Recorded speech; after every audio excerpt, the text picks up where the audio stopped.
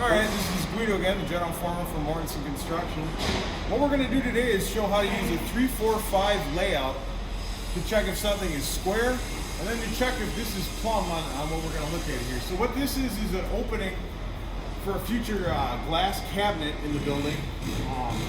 Basically what will come is just some wood shelving. We'll just throw that in, pretty easy stuff. So the thing about this is it doesn't have to be perfectly square, but ideally everything is. So typically what we do first is we'll find the first corner, we'll come up 4 feet.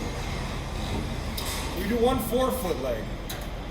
Then next, we'll come off the other corner, we pull a 3-foot leg. Now to check if this is square, we'll hold this point up here, the edge of our tape, and come down. Now these guys did pretty good because we're pretty close to 5 foot. Now if it was perfect, which is pretty close to it, it's within a 16th, that tells us this is square. Now to make sure it's true in the world, you know, we could grab a level and whatnot and check it for level.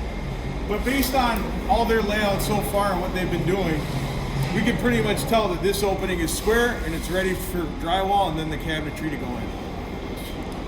Can you, if it was a bigger opening or a smaller, in the sense of maybe framing a corner of a room, could you use a smaller triangle or a bigger triangle?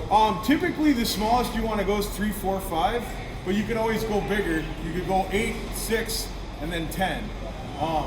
Typically outside of that though, you want to get careful with that because you're starting to run your tape so long it's going to skew a little bit and it's not going to give you the best layout. But there's other tools for that, like a builder's level or a theodolite. Check level with the builder's level.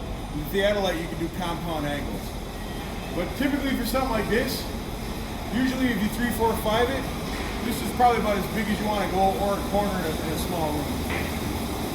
Ready? Yep. Alright, so we're going to use the same process now of the 3, 4, 5 just to check this door frame and make sure it's plumb. The reason you want the door frame to be plumb is so when these doors kind of close, if they're not in line, the door is not going to sit right. It's going to sit kind of out a little bit. So basically we do the same thing. Pull 3 feet down at the bottom here. Pull 4 foot up the top from the ground. Then we'll just check that again with our 5 foot mark.